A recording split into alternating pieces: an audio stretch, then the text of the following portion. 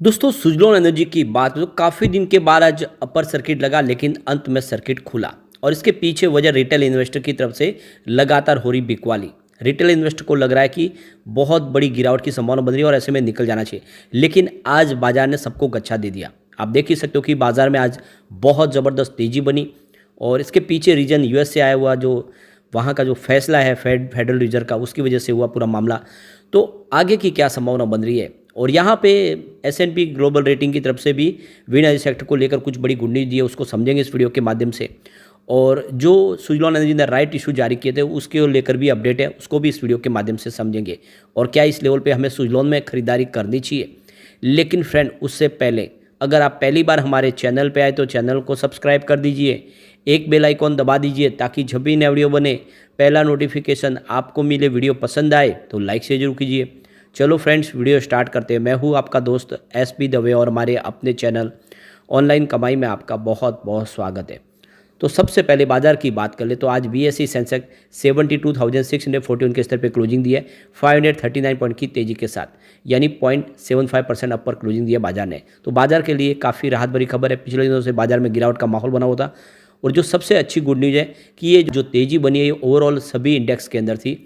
और सभी जो ऊपर के नीचे के, चाहे स्मॉल कैप हो मिड कैप हो, सब जगह पे तेज़ी हमने देखी है। ये बाजार के लिए बहुत बड़ी राहत है। तो यहाँ पे अगर आप देख ले तो निफ्टी 50.79% की तेजी थी, लेकिन निफ्टी नेक्स्ट 50 में 2.32% की ज़बरदस्त तेज़ी थी। और इसके अलावा अगर हम देखें तो निफ्टी मिड कैप 50 में भी 2.55% की ज़बरदस्त तेज़ी देखने को मिली। और निफ्टी मिड कैप 100 में 2.43% की तेज़ी थी। तो ऐसा नहीं कि जो तेज़ी है सिर्फ लार्ज कैप में थी, ये मिड कैप में भी आज बहुत ही शानदार तेज़ी देखने को मिली। और यहाँ तक कि निफ्टी स्मॉल कैप 100 के अंदर भी 2.51% की ज़बरदस्त तेज़ी थी। तो चाहे आप मिड कैप देख ले, स्मॉल कैप देख ले, सब ने एक बहुत ज़बरदस्त आज बाउंस बैक दिया है। निफ्टी स्मॉल कैप 50 के अंदर भी 2.33% की तेज़ी थी। और निफ्टी स्मॉल कैप 250 में 2.28% की तेज़ी थी।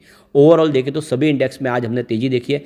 और जो लोगों के मन में जो डर था, जो भ्रम था कि आने वाले समय में मिड कैप स्मॉल कैप पूरी तरह से गिर जाएंगे, ऐसा आज बिल्कुल नहीं हुआ। जैसे ही बाजार में थोड़ी सी संभावना पॉजिटिव बनती है तो मिड कैप और स्मॉल कैप भी दौड़ने को तैयार रहते हैं। और ये बाजार के लिए काफ़ी अच्छी खबर है। और दूसरी तरफ देखें तो आज जो सबसे ज़्यादा तेज़ी जिस हुई सेक्टर इंडेक्स की बात करें तो निफ्टी रियलिटी 3% दौड़ा। सबसे ज़बरदस्त तेज़ी निफ्टी रियलिटी में देखने को मिली है। और उसके बाद में निफ्टी मेटल भी काफ़ी शानदार प्रदर्शन किया, 2.44% की तेज़ी थी। और यहाँ पे बाकी देखें तो ओवरऑल सभी के अंदर आधा परसेंट से लेकर 1% के आसपास की तेज़ी थी। बाकी कुल मिला के देख सकते हो कोई भी ऐसा इंडेक्स नहीं है जिसमें हमें कोई गिरावट देखने को मिली है। ओवरऑल सभी में अच्छी खासी तेज़ी थी। तो ये जो तेज़ी निकल कर इसके पीछे यूएस फेडरल रिजर्व की तरफ से कहा गया है कि आने वाले समय में यानी इस 2024 में 3 बार रेट कट किए जा सकते हैं। यानी इस बार तो अनचेंज रखा है, लेकिन आने वाले समय रेट कट हो सकती है, क्योंकि पिछले 23 साल के हाई लेवल पे इस समय आप यूएस फेडरल की रेट है। और ये देखो कि जो इंटरेस्ट रेट है इसको कम किया जा सकता है। तो इन्फ्लेशन कंट्रोल में आता हुआ दिखाई दे रहा है।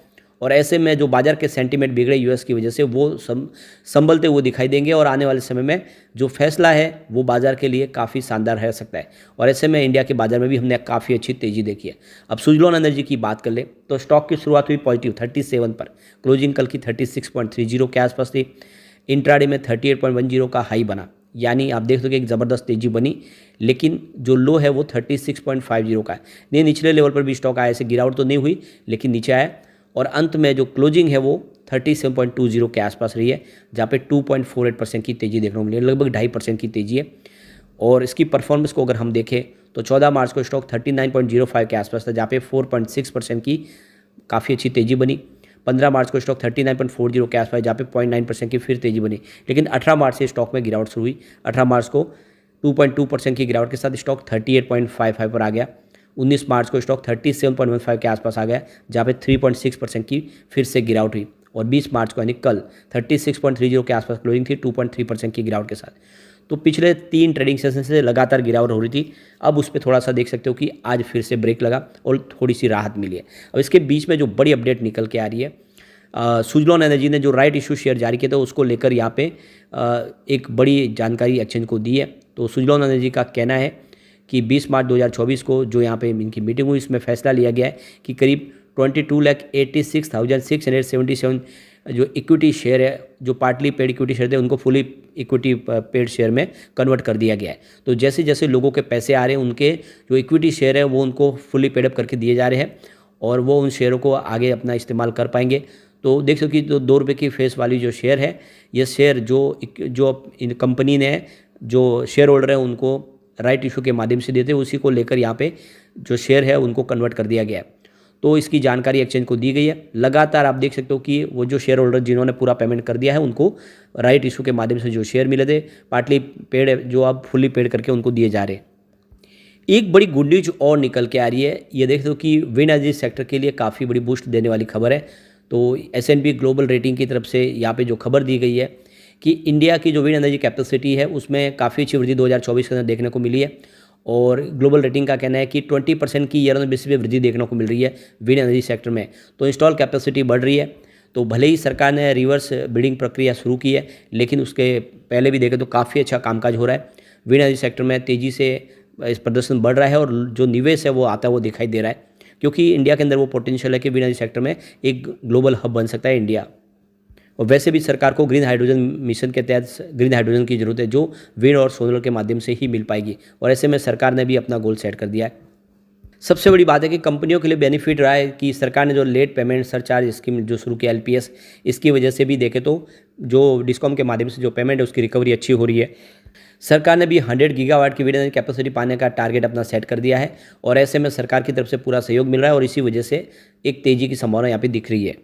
फाइनेंशियल 2024 में 8 से लेकर 10 गीगावाट की कैपेसिटी ऐड हो सकती है, ऐसा अंदाजा लगाया गया है।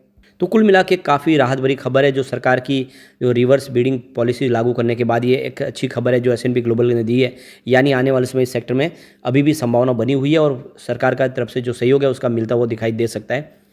और सबसे जो बड़ी बात है कि अब मार्च एंड होने को आया, यानी Q4 का रिजल्ट भी हमारे सामने जल्दी होगा और बेहतर रिजल्ट की उम्मीद इस बार हम कर सकते हैं। काफ़ी अच्छे ऑर्डर किए सुजलॉन ने।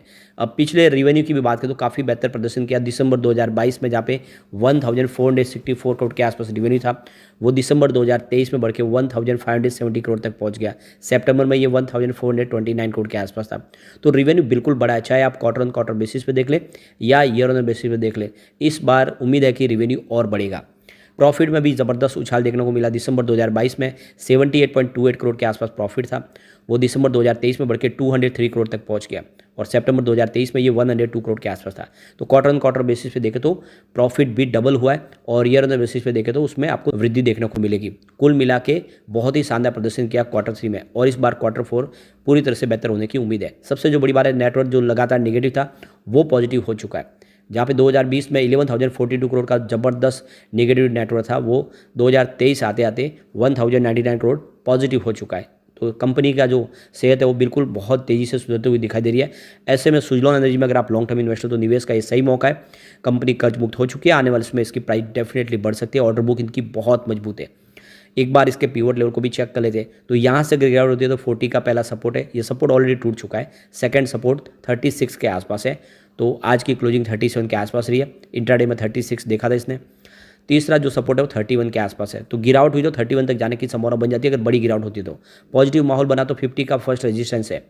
अब आप देखो कि ये 50 को क्रॉस कर लेगा तो फिर 55 का सेकंड रेजिस्टेंस दिखाई दे रहा है और इसको पार करते ही 59 यानी 60 तक जा सकता है।